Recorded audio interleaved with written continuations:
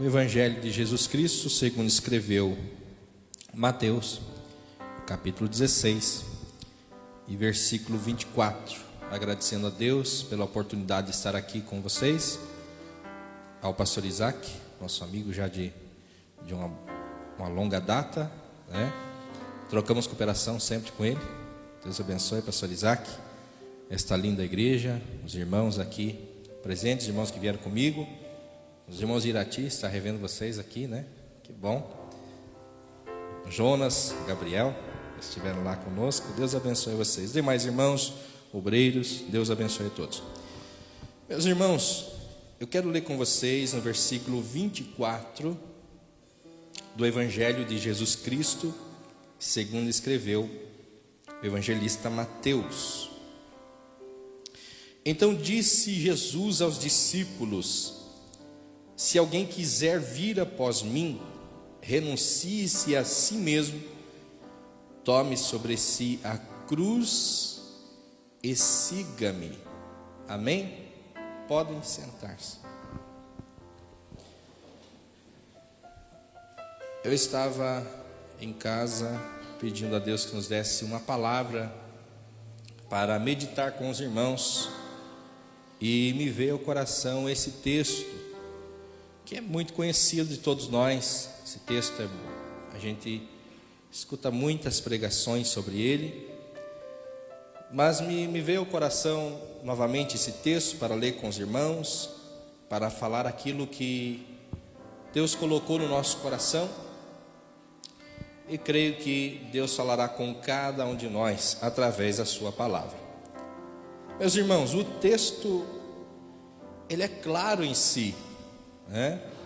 Quando Jesus disse aos seus discípulos: se alguém de vocês quiser me seguir, não é obrigado, mas se quiser vir após mim, vocês devem fazer uma coisa: negar-se a si mesmo. E no tempo em que nós estamos vivendo, se tem uma coisa difícil de se fazer, é negar-se a si mesmo. Num tempo em que tudo conspira a nosso favor, ninguém gosta de ouvir não, né? Da geração de agora, ela não está acostumada com não. Tudo conspira a nosso favor. Você tem os gurus da vida, que tem sempre uma fórmula mágica para você conquistar o que você quer, não para você viver o que você não quer. Você tem fórmulas mágicas por aí para tudo, para que tudo dê certo para você. Nada pode dar errado. De sorte que a gente em si já tem dificuldade de lidar com as coisas negativas ou com aquilo que não vem para a nossa mão. A gente tem dificuldade com isso. E num período em que a fé foi customizada, período em que a teologia passou por uma grande mudança, mesmo sem querer, sofreu um pouco da teologia da prosperidade, da teologia da libertação. Ela foi meio que se mesclando, de sorte que as igrejas também, não vou dizer o nosso ministério, mas a gente corre um risco de também começar a ensinar algo aos irmãos, que você não deve negar nada a si mesmo. O que você quiser, o que você desejar, você deve pedir, e tem que acontecer na tua vida. Se não for verdade isso, não há necessidade de campanhas que nós mesmos fazemos. Então nós estamos vivendo esse período da customização da fé. Uma fé que me traz para dentro da igreja, e aqui eu faço uma oração do consumidor: Senhor, me dá isso, me dá aquilo, faz isso. E a gente começa a pensar sobre isso e ver quem é que serve quem será. Pois se eu sirvo a Deus, como é que eu sirvo a Deus, e nas minhas orações eu digo para Deus: Deus, o Senhor vai lá e faz isso, agora o Senhor vem aqui e faz isso, agora eu quero que o Senhor faça aquilo outro. E a gente fica pensando quem serve quem. E você volta para um texto como esse que diz: não, gente, andar com Jesus, viver com Jesus, é uma negação de si mesmo. É um ato de estar disposto a perder a vida por amor a Jesus. É um ato de estar disposto a negar as liberdades que possa se ter para não largar deste Jesus, desta fé. Nós estamos vivendo um período em que se prega muito sobre a fé, e se prega muito Hebreus capítulo 11, mas não se prega o texto na íntegra, onde nos últimos versículos vai dizer que pela fé muitos receberam os seus mortos em casa, que pela fé muitos tiveram a oportunidade de salvar a sua vida, de se livrar da condenação de Roma, de perder a vida, mas pela fé eles abriram mão de ser salvo, entre aspas, e salvar a sua vida, entendendo que haveria a eles uma melhor ressurreição, pela fé. Que quando você aprende que mesmo tendo fé, pastor, e andando por fé, você não vence todas, você perde alguma coisa, você perde coisas, mas você não se perde em meio às coisas.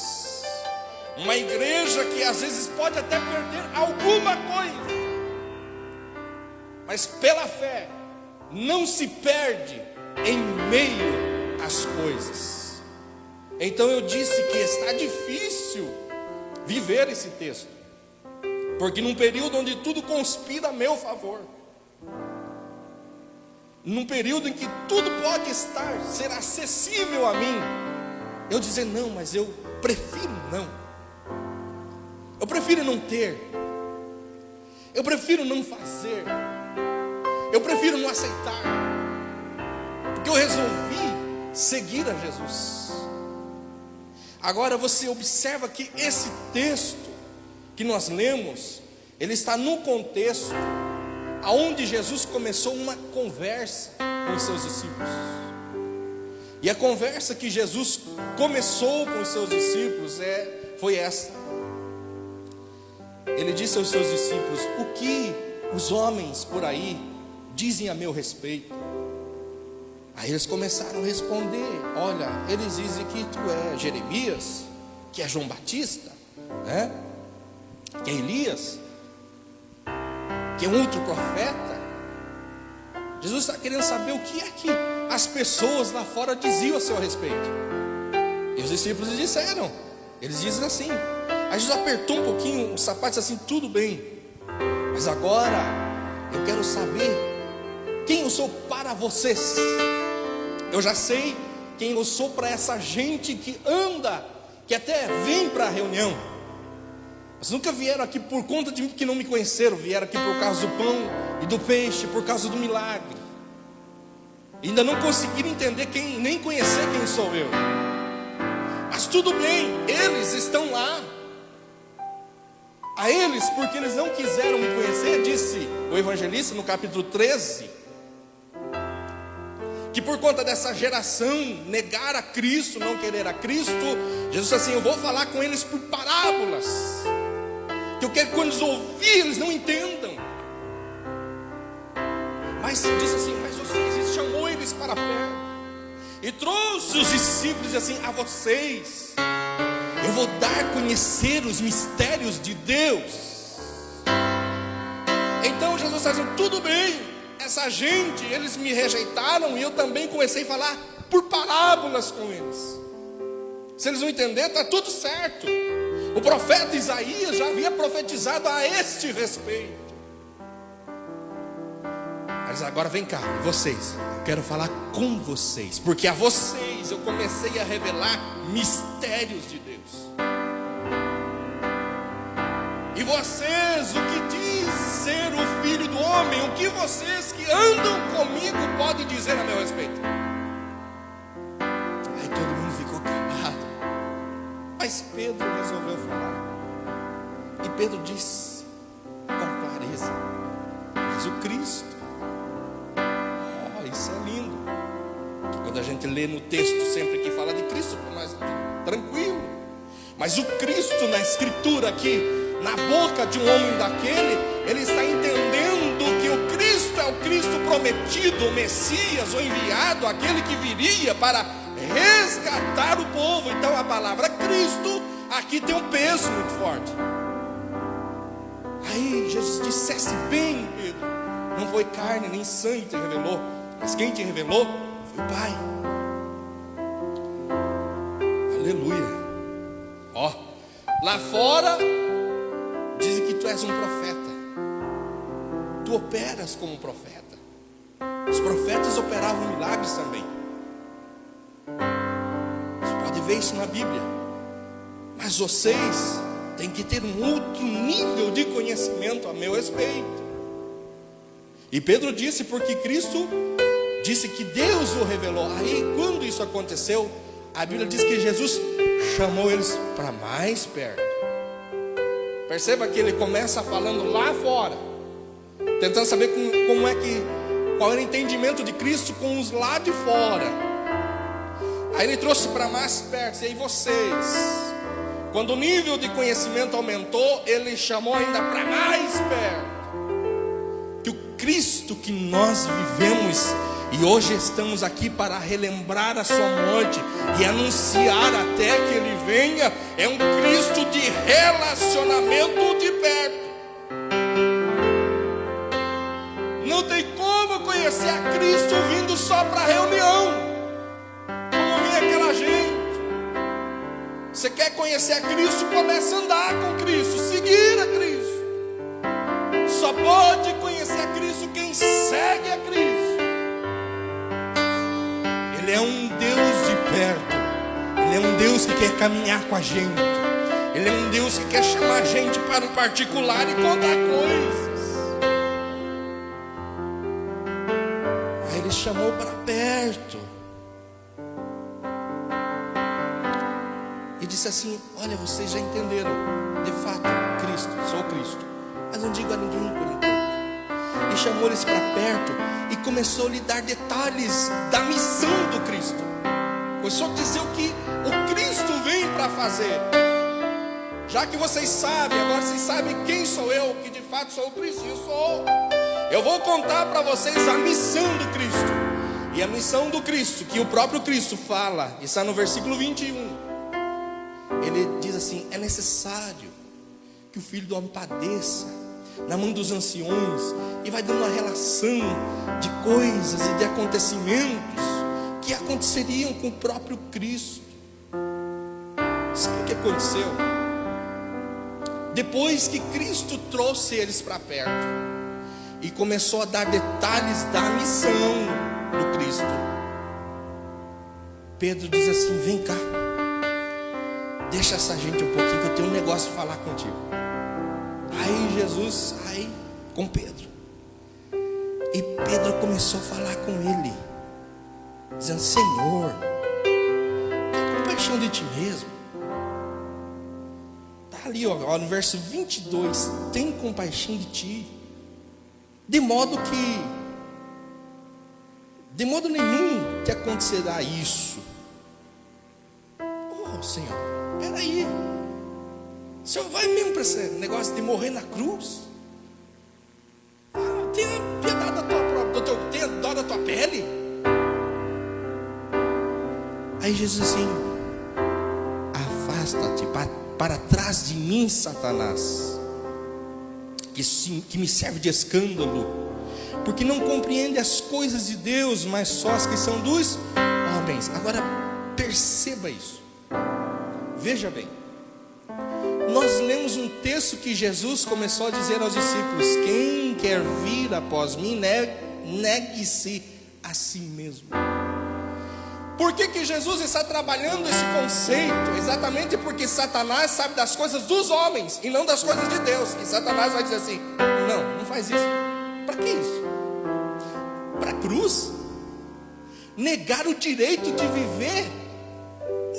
Não faz isso não. Negar o direito de deixar essa cruz para lá e viver quanto tempo você... Que é isso? Isso é loucura. Então aqui está a grande encruzilhada que cada cristão enfrenta no seu dia a dia.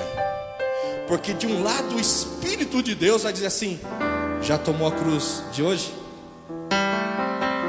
E o diabo, que sabe das coisas do homem, assim: daí, o que você vai fazer? Você pode deixar essa cruz, você pode deixar para lá isso aí e viver a sua própria vontade.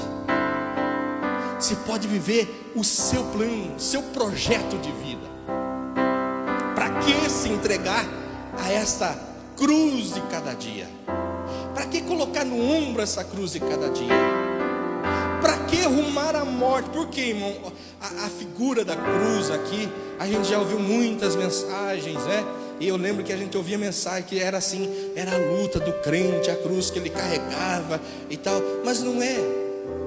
Nesse texto, pelo menos ao meu entendimento, a cruz era um instrumento de morte. Quem botava a cruz nas costas era alguém que havia sido sentenciado à morte. E quando ele passa na rua, quem vê o seu João com a cruz nas costas, olha lá, coitado, morreu. Porque botar a cruz nas costas não teria mais ódio. Dizer assim: não, mas ele chega lá, ele volta, ele faz um acordo com Roma e tal. Não, botou a cruz nas costas, está morto.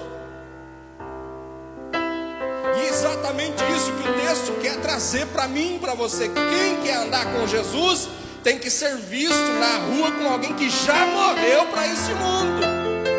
Todo dia as pessoas vão ter que me ver com uma cruz nas costas. Esse aí não vive mais o nosso estilo de vida.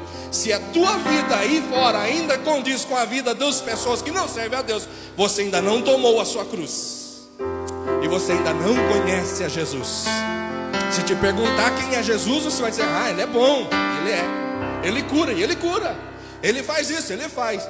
Mas você não pode dizer: ele é o meu Salvador e meu Senhor, porque você ainda não conseguiu se submeter à vontade dele. Então carregar a cruz era contar para todo mundo: morto, estou morto. A morte de cruz, não foi Cristo que inaugurou a morte de cruz. Havia uma rua em Roma, onde tinham muitas cruzes daqueles que se intitularam inimigo do governo, do imperador. Então eles morriam, morte de cruz. Uma morte que iniciou com algo chamado os empalados, onde se colocava uma estaca de pé e pegava os inimigos do imperador e com a espinha para baixo, vestia ele naquela estaca, e assim morria. Depois foi ampliando, chegou a cruz, e a cruz era um instrumento de dilaceramentos, que era para maltratar, olha, irmãos, a morte horrível, morte de cruz. Então quando alguém coloca a cruz nas costas, já se sabe: esse aí está morto. Aí Jesus diz assim: gente, é o seguinte, se vocês quiserem, não é obrigado, mas se quiser me seguir, só tem um jeito.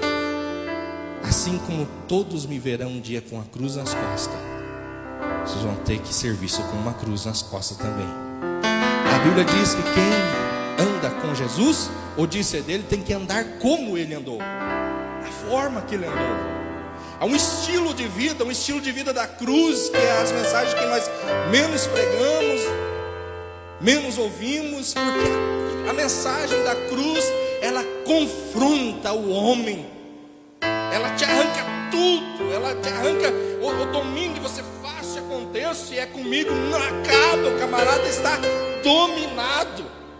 É por isso que o apóstolo Paulo diz que nós devemos estar crucificados com Cristo, que na cruz o camarada não é orgulhoso, que não dá para empinar o nariz, a cruz não deixa.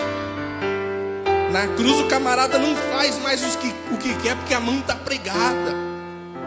Não faz mais o que quer. Na cruz o camarada não vai mais para onde quer, porque os pés estão pregados. Mas tem uma coisa linda na cruz. Na cruz Satanás não te atinge. É um lugar aonde ele não pode chegar. Aleluia! Só quem já está na cruz está entendendo. Se carregava a cruz para ser colocado nela. E o texto está nos dizendo isso hoje. Se você quiser me seguir, vai ser desse jeito. É nesse estilo. Glória ao nome de Jesus. Aleluia. Eu sinto a presença de Deus nesse lugar. Aleluia. Glória ao nome de Jesus. Adore a Deus por um instante.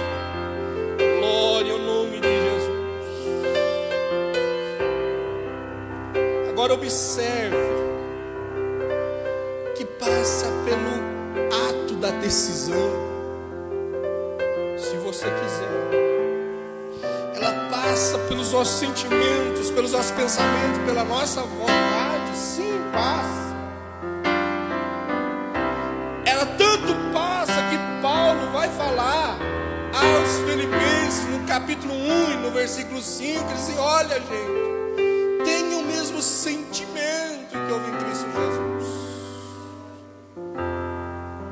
que mesmo sendo Deus, não teve por usurpação ser igual a Deus, mas antes ele se humilhou.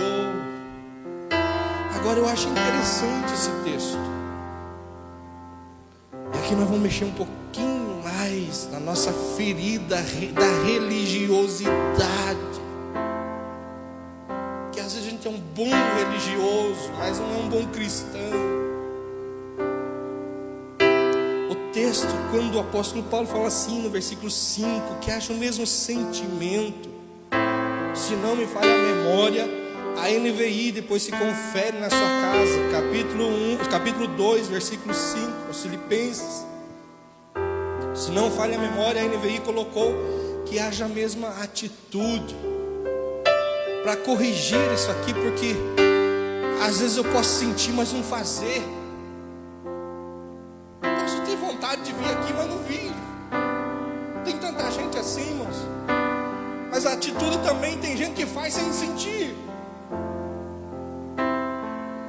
A palavra no grego aqui é frônesis, e frônesis fala de alguém que sabe o quanto vai ser duro, o quanto vai ser penoso.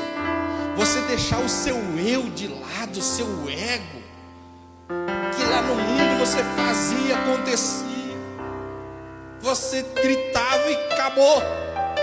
E agora você vem para um reino que isso lhe é negado, a menos que você não queira, mas lhe pede para um outro estilo de vida. Então frônesis fala de alguém que sabe o quanto vai ser duro, o quanto vai custar, mas mesmo assim quer fazer, deseja fazer, faz com consciência, faz com o coração, faz com integridade, faz com a alma.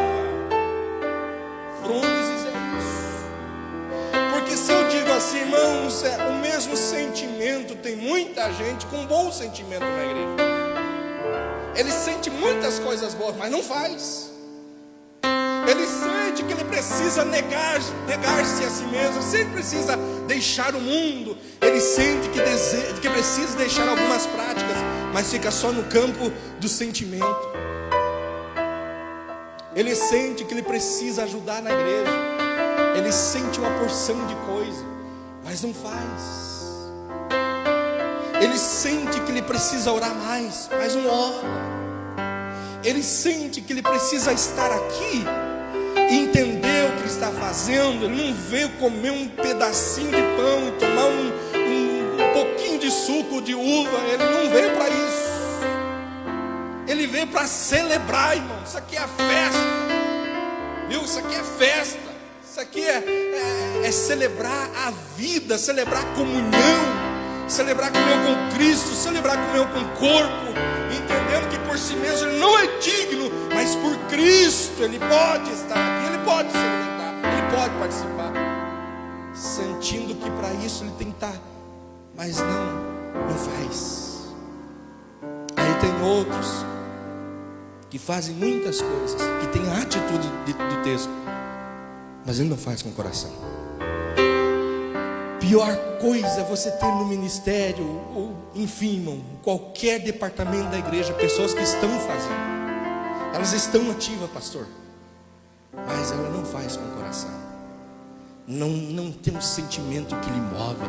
Eu sei que vai ser difícil, eu sei que vai custar, eu sei que vou ter que pisar por cima de mim mesmo, mas eu estou desejoso de fazer. Se alguém quiser vir após mim, negue-se a si mesmo. Voltemos ao texto. E para concluir e encerrar, por conta do tempo, para encerrar essa mensagem, somente você pode fazer uma análise de quando você iniciou a caminhada com Cristo. Quem era Cristo para você naqueles dias?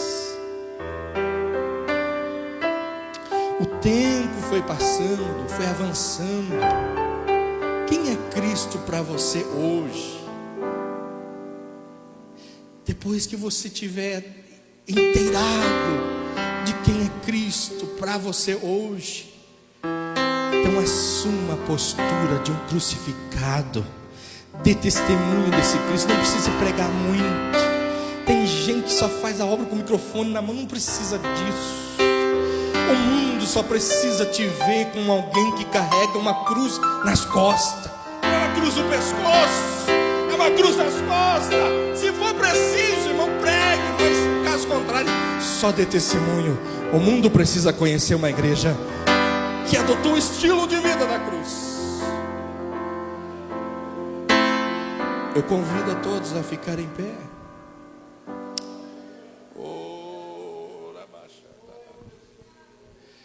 Eu convido a você fechar os teus olhos e dirigir a Deus uma palavra de oração. Senhor nosso Deus e nosso Pai, nós te louvamos por esta rica oportunidade. Quão difícil é negar-se a si mesmo a cada dia. A cada dia as possibilidades batem à porta. A cada dia o nosso eu é convidado a fazer alguma coisa. A cada dia nós somos assediados por este mundo e pelas coisas desta vida. Mas Papai do céu, aqui estão os teus filhos que andam no estilo de vida da cruz. Que a cada dia a gente fica na encruzilhada da vida, dizendo: eu prefiro obedecer a ti, eu prefiro ficar contigo, a Cristo, ainda que isso me custe a vida, me custe status, me custe posição, me custe um trabalho melhor, me custe dinheiro, me custe alguma coisa. Mas eu encontrei o bem incomparável, eu encontrei a pérola de valor, eu vou ficar com ela. Oh, aleluia. Jesus, muito obrigado pela vida desta igreja, Senhor. Muito obrigado pela vida do pastor dessa igreja, pela vida dos obreiros, dos músicos. Guarde-os embaixo da tua mão potente. Oração que fazemos em nome de Jesus.